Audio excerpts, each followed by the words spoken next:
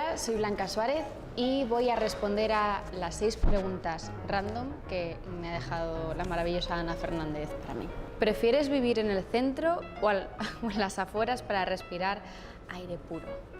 No soy una rata del centro de ciudad, pero me gusta vivir en la ciudad porque al final la vida la suelo hacer en la ciudad. Vivir a las afueras lo dejo para momentos muy puntuales, para temporadas de desintoxicación y después vuelvo a mi casa con mi supermercado en el portal de al lado. Pregunta número 2. ¿Consideras que la toalla de los pies de la ducha es solo para la ducha? En mi caso, podría decir que también es un sitio donde mi gato tapón suele hacer pis como 3 veces al día. Sí, en principio es para los pies, porque es un poco dura y áspera para el resto del cuerpo. Número 3. ¿Te hace feliz despertar rodeado de perros? No, porque no soy de las que duerme y da patadas al perro para poder dormir yo. No, el perro se hace con la cama y yo acabo arrinconada cayéndome. Porque no quiero despertar al animal y pierda horas de sueño, entonces las pierdo yo y no las pierde él, entonces es muy absurdo, sí. ¿Recoges pertinentemente las necesidades de tu mascota en la calle? Sí.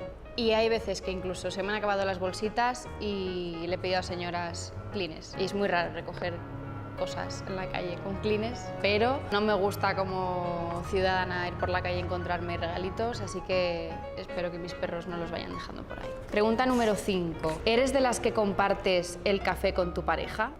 Mi pareja no toma café, pero es que tampoco toma cañas, entonces siempre soy la cafetera, la que toma las cañas, las copas, los mostos. Le robo la Coca-Cola cero, si eso sirve. ¿Serías capaz de hacerle la pedicura a tu pareja? Ya se la hago, sí. Pero es culpa mía en realidad porque estuve mucho tiempo insistiéndole en vete a tal sitio que te la haga, vas a ver qué bien, que a los chicos al final os cuesta mucho ir, pero cuando vais, pero como al final no pedía cita, paso a traerme la lima al sofá y me dedico a limar las uñas. Pues ya se te han acabado las preguntas. Me arruinó la vida, gracias.